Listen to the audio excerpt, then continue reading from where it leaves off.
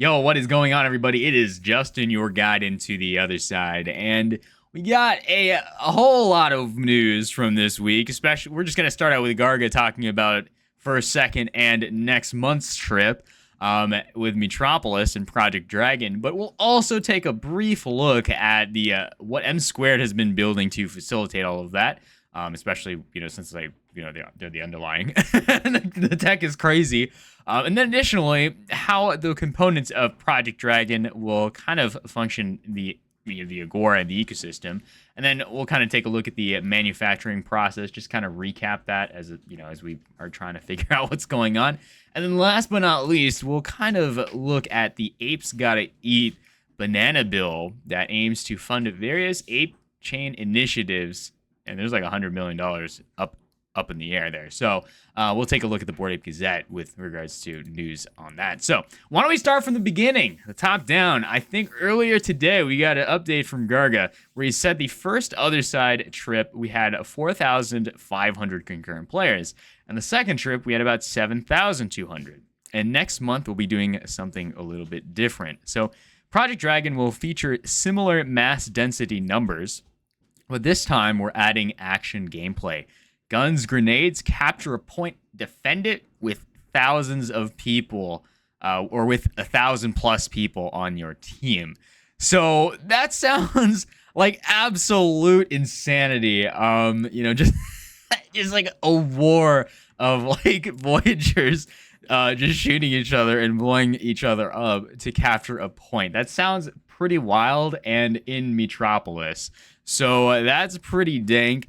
Is it going to be janky at first? Probably. Will it be chaotic? For sure. And we'll be iterating on this model continuously, holding a new Project Dragon event with more features every single month. So every single month.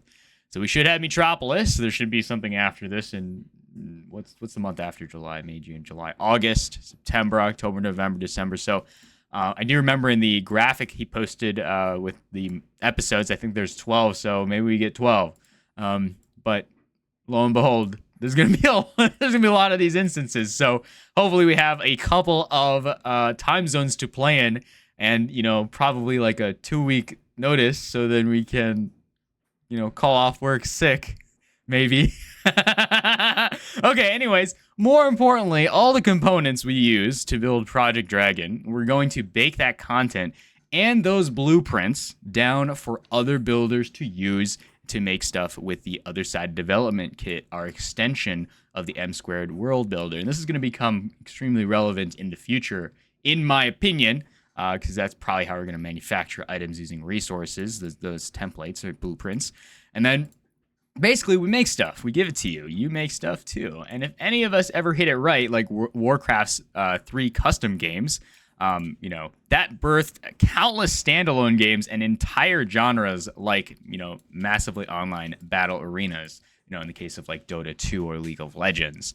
And then we're off to the races because Web3 Rails make modding, custom games, monetization, and owning parts of a network also much better than the legacy Web 2 model. And this tweet is basically, kind of based off of Herman Nerula's, trailer post about M Squared and what they've been doing naturally over the past couple of years. So I know Rob posted it to Twitter, and he basically said, this is a recap, taking the best of Unreal Engine and extending it to the mass density backbone of M Squared, capable of 20,000 unique players in one spot. And we have been seeing a lot of M Squared content, especially, stuff being built on M Squared. I remember Forgotten Runes, like the Maze event for Halloween was using M Squared. And then again, we did jump into the space race with Lucidia's team, a couple weeks ago. So that was pretty dang. But why don't we just jump into the video and kind of see what's going on with M Squared over the past couple of years. Today, you might have millions of players at the same time.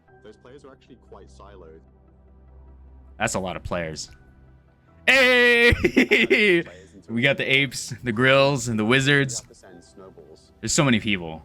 And you have to build specialized systems to handle that amount of workload. That's a lot of network updates. With 100 players. Oh my god, second Otherside. You want to scale that up to a game with 10,000 players inside of it. That's not 100 times so good. More complex to do. It's actually 10,000 times more complex to do. I'm kind of glad we have crowd audio. That's really useful.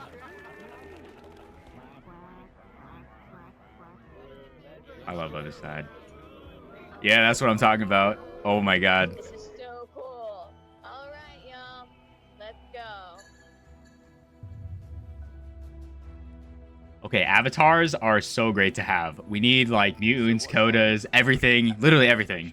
Had turned into an actual gameplay experience unlike anything any of us had ever been in before. It really is different. I don't know how to describe it.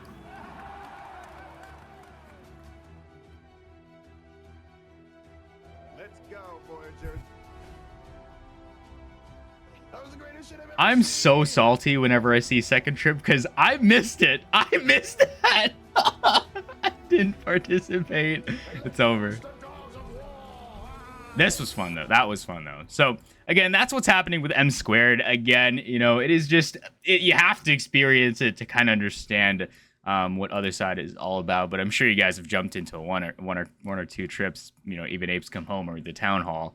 So, again, there are a couple of notable things inside of M Squared that I did want to point out. I would say, like, the pixel streaming versus the desktop client. When we jumped into the space race from Lucidia, the desktop client is insanely detailed, extremely detailed. I'll make sure to link that video in the description so you guys can kind of take a look at what that will look like. So, again, let's kind of move on to what James Hall said about Project Dragon. So, again, he did allude to the components we use to build, you know, Project Dragon. We're going to bake that content and use those blueprints for other builders to use and make stuff with the Otherside development kit.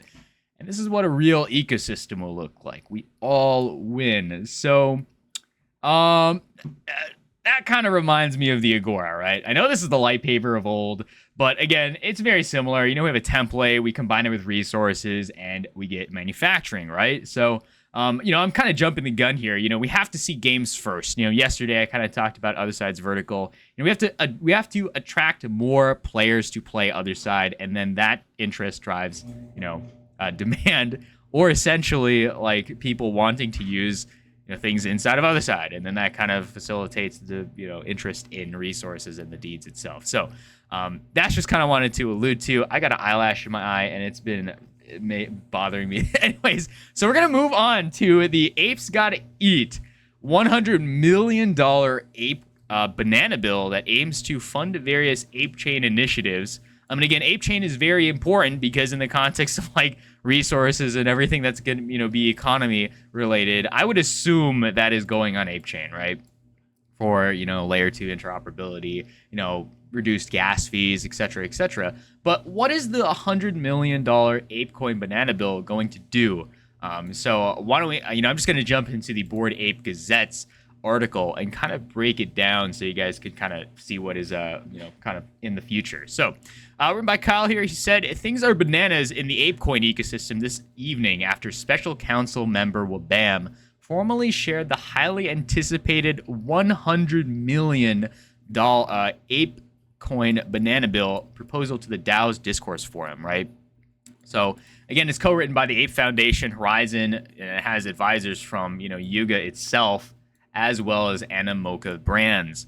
So, after weeks of rumors and talks of 9-figure AIPs being in the pipeline, I need to zoom in so you guys can probably read it. The ape community is getting its first look at the banana bill, right? So it's written by Wabam, Hazel, Bored Ape G, along with the Full Moons Lab, Epicurean, and Horizon Labs at Blockchain Zilla. So what is it going to do? And this proposal requests funding to support the long-term sustainability and growth of Apechain through the creation of the Banana Program with two complementary initiatives. So two things.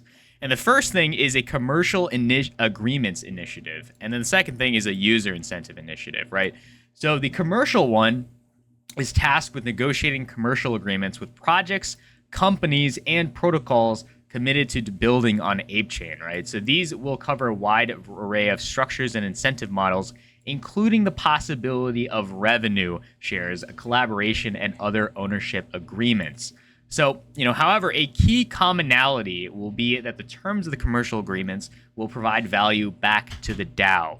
So similarly, the user incentives initiative, so this is the other half, will, or not half, but the second initiative will distribute user incentives with the goal of proportionally growing the network and may be used as part of the overall package when negotiating the core economic terms of the commercial agreements, right? So this essentially is a dual incentive or dual initiative for on the commercial and user end to kind of, support decentralized applications on the chain, right? Which kind of is necessary before you get things like, I guess, game stuff on top of that, right? So Wabam and his co-authors went on to write that the 100 million ape banana bill is meant to be a 2-year initiative that, if passed, will allocate 73 million ape towards the commercial side of things and 23 million towards user incentives, and the remaining 2 million will be used as the initiative's administrative budget, right? So again, the cost is kind of broken down in the forum. I will try to link that in the description if you guys want to kind of see the entire scope of that. But basically, any proceeds generated from the commercial agreements will be redirected back to the overall budget for the program so that this will become a reusable source of funding for supporting and growing Apechain. So the proposal will create a vibrant and attractive environment for game publishers and developers, DeFi protocols, and others seeking to build on Apechain. So again, it's basically supposed to create a steady stream of future revenue and value, empowering the Apecoin DAO to continue funding growth over many years into the future, right?